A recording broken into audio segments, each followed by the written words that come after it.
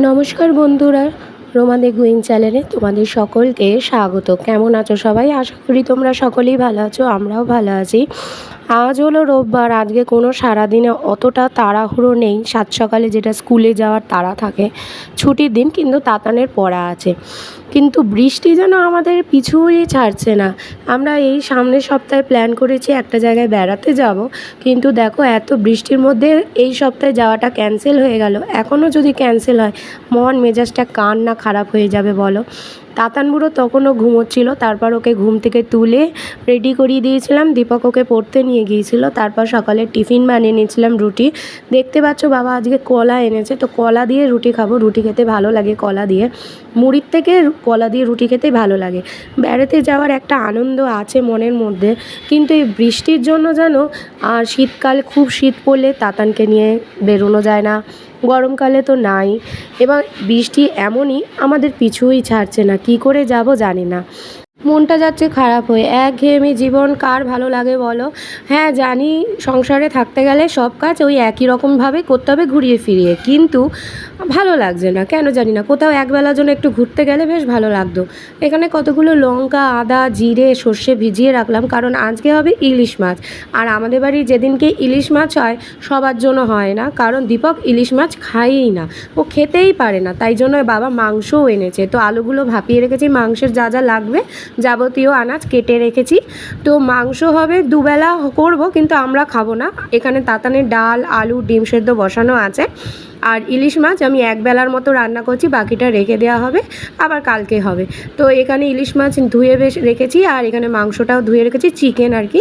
তো ইলিশ মাছ কীভাবে রান্না করি এটা তোমাদের সাথে শেয়ার করছি। এর আগেও আমি ইলিশ মাছ রান্না করেছিলাম, সেটা আর ব্লগ করিনি বলে সেদিন আর তোমাদের সাথে শেয়ার করতে পারিনি। সর্ষের তেল আর সাদা তেল দুটো নিয়েই আমি ইলিশ মাছ রান্না করি। এবং নুন হলুদ দিয়ে মাখিয়ে নিলাম, আর কড়াইতে এক গাদা তেল দিয়েছি। ইলিশ মাছ থেকে যে তেলটা ছাড়বে সেই তেলের সাথে মিশ্রণ হবে, আর সেই মিশ্রণটা মানে এই ইলিশ মাছ ভাজার যে তেলটা, এইটা দীপক আলু সেদ্ধ দিয়ে খেতে খুব ভালোবাসে। তাই জন্য এই তেলটা আমি বেশি করেই কড়াইতে দিয়েছি। তারপর তেলটাকে তুলে নিয়ে তারপর ফোড়ন টোড়ন যা দিয়ে এভাবে রান্না করি সেটা করব। আর মাংসটা আমরা সবাই রাত্রে খাবো।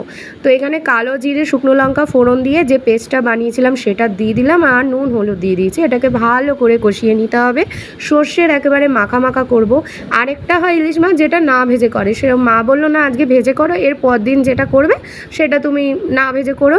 আর তারপরে আবার আরেক রকম হয় যেটা আমার মা খুব ভালো পারে, সেটা হচ্ছে একদম ইলিশ মাছের সর্ষে জিরে বাটা দিয়ে পাতলা বেগুনের ঝোল।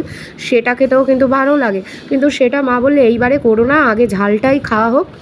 এর আগের দিনও করেছি ঝাল, এই আজকেও করলাম ঝাল। তো এবার জল দিয়ে দিয়েছি, সামান্য পরিমাণে জল। এবার এর মধ্যে মাছগুলো ছেড়ে দেবো।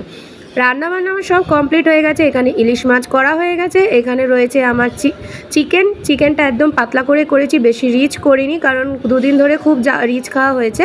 আর এই যে এই তেলটা শুধু দীপক না, আমরা প্রত্যেকেই খাবো। আর তাতানের এখানে ডিম আলু সেদ্ধ করা আছে।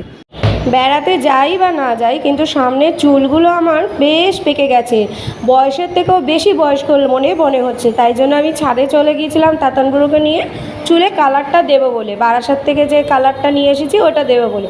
কিন্তু ছাদে গিয়ে তাতান যা করছিল, অনেক দিন পর ছাদে উঠেছে তাতান, ব্যাস বাঁধাগরু ছাড়া পেলে যেরকম কাজ করে তাতান সেই কাজই করছিল। আর আমি কিছুতেই কাজে মন দিতে পারছিলাম না, কারণ ওকে দেখবো না আমি চুলে কালার করব। আর এই সমস্ত কাজ করতে গেলে একটু যেমন সময় লাগে, সেরকম মনোযোগ দিয়ে করতে লাগে। একটু 19-20 হয়ে গেলে ব্যাস চুলের ব্যাপার, বুঝতেই পারছো।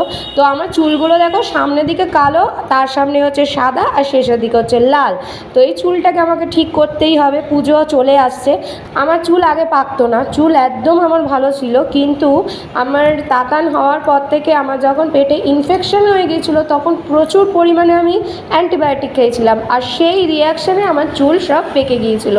তখন সেই চুল পাকা ঢাকার জন্যই আমি কালার করেছিলাম। তারপর ব্যাস একবার কালার করাতে ব্যাস সাড়ে সর্বনাশ, তারপর থেকে আমাকে কালার করতে হয়। যদিও আমি প্রতি মাসে কালার করি না, বছরে একবার কি দুবার আমি কালার করি। পুজোতে মাস্ট করি, আর মাঝখানে যদি ইচ্ছা হয় তখন করি। তো এবারে পুজো বেশি দিন নেই, আর তাতানের পরীক্ষাও সামনে, তখন আমি সময় পাবো না, তাই এখনই কালারটা করে নিচ্ছি। পুজোর সময় আর কালার না করলেও চলবে। ছাদে যে কারণে এসেছিলাম চুলে ভালো করে কালারটা যাতে ভালো করে দেখতে পাই দিতে পারি, সেই উপায়টা আমার হলো না। দেখো সামনের দিকে আমার চুলগুলো দেখেছো কীরমভাবে পেকে গেছে। তো এই চুলগুলোকে কভার করব বলে যাতে ভালোভাবে দেখা যায় তাই জন্যই ছাদে এসেছিলাম, কিন্তু তাতানপুরের জ্বালায় কে আর তার কাজ করে, সেই আমাকে নিচে গিয়েই চুলে কালার করতে হয়েছিল। কারণ ও ছাদের মধ্যে যত বালিটালি ছিল কাজ হয়েছে বাড়ি সেইগুলো সব উপর থেকে নিচে ফেলছিল, এই জন্য আবার নিচে চলে যাই। তারপর এই জানলার কাছে এসে আমি চুলে কালারটা করে নিয়েছিলাম। দেখতেই পাচ্ছ কিরম পাগলি বুড়োর মতো লাগছে আমায়, সমস্ত চুল আমার কালার হয়ে গেছে। এরপর যাবতীয় কাজ বাদবাকি সেরে নিয়েছিলাম, ঘর দোয়ার সব মুছে নিয়েছে। কিন্তু দেখো আধা ঘন্টা পরে তোমাদেরকে ভিডিওটা দেখাচ্ছি, ঘর যেরকম সেরকমই রয়েছে, শুকোচ্ছেই না কিছুতেই। বর্ষাকালে ঘর যেন শুকোতেই যায় না। তারপর তাতানকে খাইয়ে দাইয়ে স্নান করিয়ে দিয়েছিলাম, আমিও শ্যাম্পু করে নিয়েছিলাম। দীপক বাড়ি চলে এসেছিলো, তারপর আমরা দুজনেই খেতে বসে গেছিলাম। আর দীপক গরমের মধ্যে খালি গায়ে রয়েছে বলে ভিডিওতে ওকে আনতে পারি না, এটা হচ্ছে আমার সবথেকে বড় আফসোস। তো এখানে খেতে বসে গেছিলাম, চুলে শ্যাম্পু করেছি, চুলের কালারটা কিন্তু তোমাদের বোঝাতে পারবো না, পরে ছবিগুলো তোমাদের এই ভিডিও শেষে অ্যাড করে দেবো। তারপর দেখো রাতের বেলা পরোটা দিয়ে আমি মাংস কষা খাচ্ছিলাম, মানে আলুগুলোই নিয়েছি, মাংস আর নিইনি। আজকে কেন জানি না ভিডিও করতে আর ভালো লাগছিলো না বলে আর করিনি।